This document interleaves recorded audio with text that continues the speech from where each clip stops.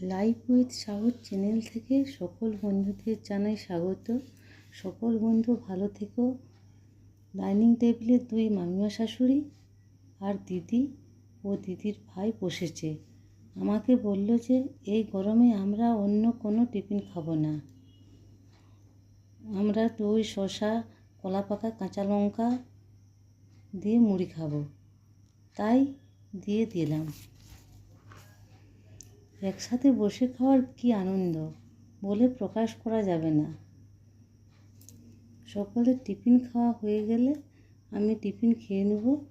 তারপর দিদি ও মামিমাদের সাথে জমিয়ে গল্প করতে করতে রান্না করে নেব। রান্না করতে ও বাড়ির কাজ করতে আমাকে খুব ভালো লাগে।